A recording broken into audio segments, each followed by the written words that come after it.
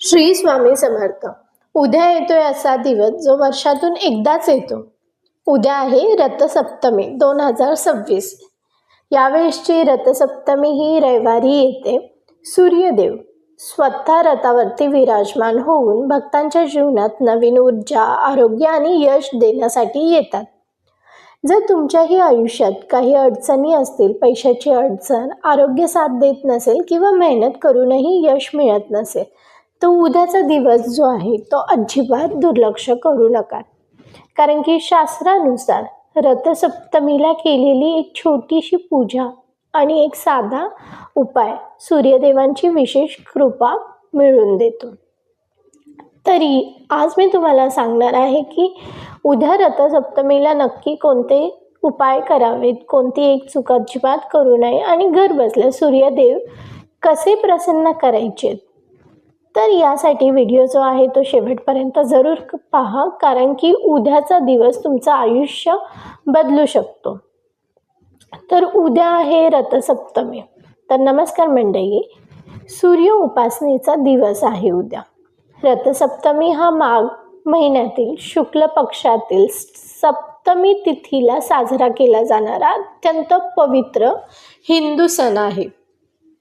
हा सण भगवान सूर्यदेवांना समर्पित केला असून आरोग्य, ऊर्जा, दीर्घ आयुष्य आणि यशाचा अधिपती म्हणून सूर्यदेवाची उपासना जी आहे केली जाते. शास्त्रामध्ये सूर्यदेवाला प्रत्यक्ष देव असे संबोधले आहे, कारण की पृथ्वीवरील संपूर्ण जीवन हे सूर्याच्या ऊर्जेवरच अवलंबून आहे. यामुळेच ब्रह्मांडाची निर्मिती झालेली आहे. सूर्य शिवाय पृथ्वीवरील कोणतेही जीव शक्य नाही. झाडे म्हणा, पाणी, प्राणी, मानव, ऋतू, अन्नधान्य सर्व काही सूर्यामुळेच अस्तित्वात आहे. म्हणूनच तर उद्या ब्रह्मांड निर्मितीचा दिवस सूर्यामुळे झालाय असं देखील आपण म्हणू शकतो. म्हणूनच भारतीय संस्कृतीत सूर्याला केवळ ग्रह न मानता ईश्वर स्वरूप मानले गेले आहे. सूर्याशिवाय काहीच शक्य नाही. या दिवशी म्हणूनच सूर्यदेव 7 घोड्यांच्या रथावरती आरूढ होतात. असे मानले जाते की हे 7 घोडे म्हणजे आठवड्याचे 7 दिवस, इंद्रधनुष्याचे 7 रंग, तसेच मानवातील 7 चक्रांचे प्रतीक देखील मानले जातात. मानवी शरीराचे जे 7 चक्र असतात त्याचे. त्यामुळे रथसप्तमी हा केवळ धार्मिकच नव्हे तर वैज्ञानिक आणि आध्यात्मिक दृष्ट्याही महत्त्वाचा दिवस आहे. त्यामुळे उद्याचा दिवस जो आहे तो अजिबात दुर्लक्ष करू नका. रथसप्तमीचे धार्मिक महत्त्व म्हणजे रथसप्तमीला सूर्य जयंती किंवा माघ सप्तमी असं देखील म्हटलं जातं. विविध भागामध्ये ही नावं वेगवेगळी असू शकतात. पूर्वी आपण पाहायचो की पौष महिन्यामध्ये किंवा माघ महिन्यामध्ये विशेष सूर्यदेवाची जी पूजा आहे, उपासना आहे ती केली जायची. तर शास्त्रानुसार या दिवसापासून सूर्याची उत्तरायण गती अधिक प्रभावी होते. उत्तरायण म्हणजे अंधारातून प्रकाशाकडे, अज्ञानातून ज्ञानाकडे आणि नकारात्मकतेकडून सकारात्मकतेकडे जाण्याचा हा काळ. म्हणूनच या दिवशी सूर्यपूजा केल्याने शरीर, मन, आत्मा शुद्ध होतो. अनेक ग्रंथामध्ये असे वर्णन आहे की रथसप्तमीच्या दिवशी केलेली सूर्य उपासना अनेक जन्मांची पापे जे आहेत ते नष्ट करतं. पूर्वजांचे जे ऋण असतात ते फेडण्यासाठी सुद्धा हा दिवस शुभ मानला जातो किंवा विशेष पूजा केली जाते, विशेष मानला जातो त्यासाठी हा दिवस. तर सकाळच्या कोवळ्या सूर्यकिरणामध्ये विशेष औषधी गुणधर्म असतात. हे किरण शरीरातील रोगप्रतिकारक शक्ती वाढवतात, मन प्रसन्न करतात आणि शरीरात एक नवीन ऊर्जा जी आहे ती निर्माण करतात. तुम्ही देखील कधी ना कधी अनुभवलं असेल की ज्यावेळेस आपण सकाळचं सूर्यप्रकाश घेतो तेव्हा आपलं शरीर जे आहे ते प्रसन्न होतं, शरीरामध्ये एक नवीन ऊर्जा तयार होते. आपला संपूर्ण दिवस त्यामुळे चांगला जातो. ज्यावेळेस आपलं सूर्यप्रकाश घेतो ना तेव्हा आपल्या नकारात्मक विचारांचा आणि नकारात्मक ऊर्जेचा नाश होतो, ते दूर होतात आणि सकारात्मक ऊर्जा, नवीन ऊर्जा आपल्या शरीरामध्ये येते. त्यामुळे नेहमी सूर्यप्रकाश, सकाळची सूर्याची किरणं घेणं हे खूप महत्त्वाचं आहे. संपूर्ण दिवस चांगला जातो आणि जर तुम्ही हे नियमित जर करत असाल तर शरीरावरती देखील त्याचे चांगले फायदे आपल्याला दिसून येतात, नवीन ऊर्जा तयार होते. पूर्वीचे लोक जे आहेत तर ते हे करायचे, पण आता आधुनिक जगामध्ये या गोष्टींकडे दुर्लक्ष केले जातं. अशीच एक पूर्वीची कथा आहे, रथसप्तमीची पौराणिक कथा, ज्यामध्ये एका राजाचा पुत्र होता एक. तो खूप दीर्घकाळापासून आजारी होता. त्यांनी अनेक वैद्य, औषधं, यज्ञ, दान, धर्म आणि पूजा अर्चना सगळं केलं होतं. काही करूनही राजपुत्राची प्रकृती जी आहे ती सुधरत नव्हती. एके दिवशी एका महर्षाने राजाला रथसप्तमीच्या दिवशी सूर्यदेवाची श्रद्धेने पूजा करण्याचा सल्ला दिला. महर्षांनी सांगितले की सूर्यदेव हे आरोग्याचे अधिष्ठाता देव आहेत. राजाने रथसप्तमीच्या दिवशी विधिवत पूर्व स्नान केले, सूर्याला पाणी अर्पण केले, अर्ध मंत्रजप केले आणि गरिबांना दान दिले आणि सूर्यदेवाच्या कृपेने राजपुत्र पूर्णपणे निरोगी झाला.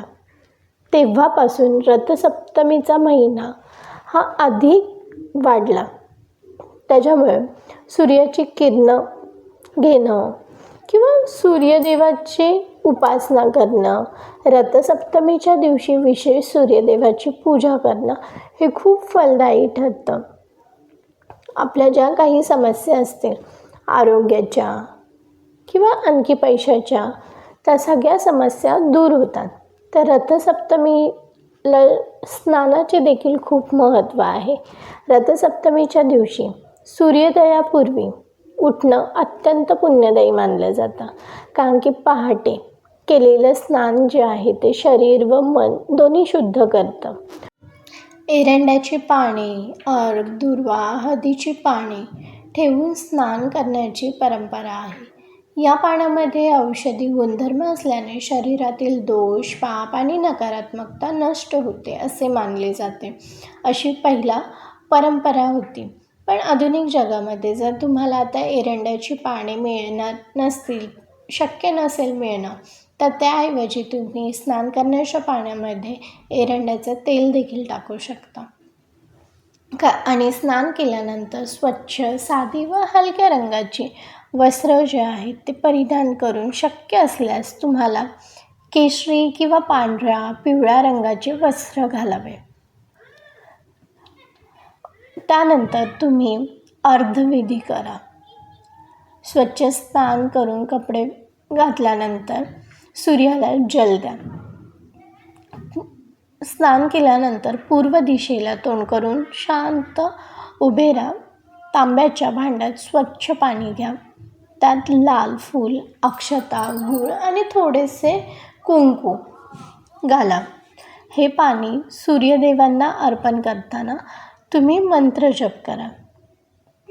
साधा सोपा मंत्र तुम्ही बोलू शकता. ओम आदित्याय नमः किंवा ओम गृह् सूर्याय नमः.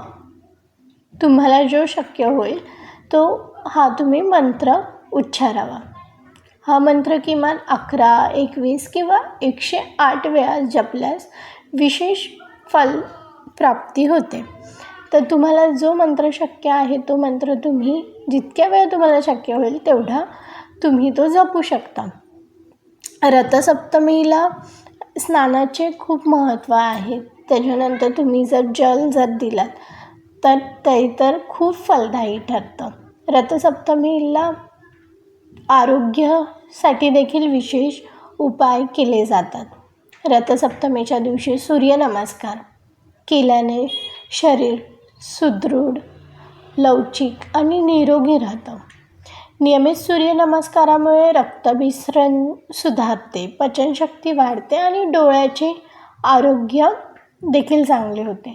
सूर्यप्रकाशामुळे शरीराला नैसर्गिक व्हिटॅमिन डी मिळतं, जे हाडे मजबूत करतात. अत्यंत आवश्यक आहे शरीरासाठी व्हिटॅमिन डी. आपण आजकालच्या जगामध्ये बघतो, आधुनिक जगामध्ये व्हिटॅमिनचे शरीरामध्ये खूप कमी होते. व्हिटॅमिन डी जर कमी झालं तर आपल्याला काही फूड्समधून ते इंटेक करावं लागतं. पण आपल्याला सूर्यप्रकाशामुळे नैसर्गिकरित्या व्हिटॅमिन डी मिळतं. तर ते घेतल्याने शरीरामध्ये हाडे अधिक मजबूत होण्यास मदत होते. आणि आजच्या धावपळीच्या जीवनात रथसप्तमीचा संदेश म्हणजे निसर्गाशी पुन्हा जोडले जाणं आहे. त्यामुळे कुठे ना कुठे धावपळीच्या जीवनामध्ये या गोष्टींकडे दुर्लक्ष केलं जातं, नैसर्गिक गोष्टींकडे, जे की पूर्वज पाळायचे. आणि आत्ता धावपळीच्या जीवनामध्ये आपल्याला काही गोष्टी पाळणं शक्य होत नाही आहे. तर रथसप्तमी व अध्यात्म. तर सूर्य हा आत्म्याचा कारक मानला जातो. सूर्य उपासनेमुळे आत्मविश्वास देखील वाढतो. मनातील भीती आणि सगळं काही, आपली भीती, नकारात्मकता दूर होते. नकारात्मक विचार कमी होतात, मन स्थिर होतं, प्रसन्न होतं. त्यामुळे रथसप्तमीचा उपाय जो आहे, साधा सोपा तुम्ही उपाय करू शकता की सकाळी जल द्यायचा आणि तुम्ही सूर्यकिरण घ्यायचे. याने देखील तुमच्यावरती चांगला परिणाम तुम्हाला दिसून येईल. या दिवशी विशेष दानाचे देखील महत्त्व आहे. रथसप्तमीच्या दिवशी गूळ, तीळ, तांदूळ, वस्त्र, अन्न आणि औषधं हे दान करावे. गरजू लोकांना अन्नदान केल्याने विशेष पुण्य प्राप्त होते आणि सूर्यदेव देखील प्रसन्न होतात. दररोज सूर्याला नमस्कार करा, निसर्गाचा आदर करा, सकारात्मक विचार, शुद्ध आचार आणि संयमित जीवनशैली जी आहे ती स्वीकारा. जर तुम्ही दररोज सूर्यनमस्कार केला, सकाळचं लवकर पहाटे उठलात, तर तुम्हाला तुमच्या जीवनामध्ये आपोआप काही गोष्टी सकारात्मक झालेल्या दिसतील. सकारात्मक आयुष्य घडायला सुरुवात होते. सकारात्मक विचार येतात, जीवनशैलीमध्ये बदल होतो. तर रथसप्तमी. तर मित्रांनो, उद्या रथसप्तमी हा एक फक्त सण नाही आहे, तर स्वतःचं आयुष्य योग्य दिशेने वळवण्याची ही एक संधी आहे. तर उद्या मनापासून सूर्यदेवांना नमस्कार करा. थोडा वेळ शांत बसा उन्हामध्ये. मनातल्या मनात तुमची इच्छा प्रामाणिकपणे बोला. लक्षात ठेवा की सूर्यदेव मेहनतीला कधीच दुर्लक्ष करत नाही. निष्ठा, शिस्त आणि सकारात्मक विचार असेल तर सूर्यकृपा नक्कीच मिळते. आज सांगितलेले साधा सोपा उपाय अंधश्रद्धा किंवा भीतीसाठी नाही आहे, तर आतून तुम्हाला आत्मविश्वास, सकारात्मक ऊर्जा वाढवण्यासाठी आहे. तुमची आतून शक्ती वाढवण्यासाठी आहे. तर उद्या रथसप्तमीच्या दिवशी लवकर पहाटे उठून सूर्याला जल अर्पण करताना मंत्र बोलायचा. हा साधा सोपा उपाय आहे, पण तुमचं आयुष्य नक्कीच सकारात्मक गोष्टींकडे जाईल. जर ही माहिती तुम्हाला उपयुक्त वाटली असेल तर हा व्हिडिओ तुमच्या फ्रेंड सर्कलमध्ये, फॅमिलीमध्ये जरूर शेअर करा, जेणेकरून त्यांना देखील याची माहिती मिळेल. आणि जर माहिती तुम्हाला उपयुक्त वाटली असेल तर हा व्हिडिओ तुमच्या फ्रेंड सर्कलमध्ये, फॅमिलीमध्ये जरूर शेअर करा आणि सकारात्मक ऊर्जा वाढवा. तुम्हाला रथसप्तमीच्या हार्दिक शुभेच्छा. सूर्यदेवाच्या कृपेने आपल्या आयुष्यात आरोग्य, आनंद आणि यश, शांती आणि समृद्धी नांदो. रथसप्तमीच्या मंगलमय शुभेच्छा तुम्हा सर्वांना. आपण लवकरच भेटूया अशाच काही उपयुक्त माहितीसह. तोपर्यंत श्री स्वामी समर्थ.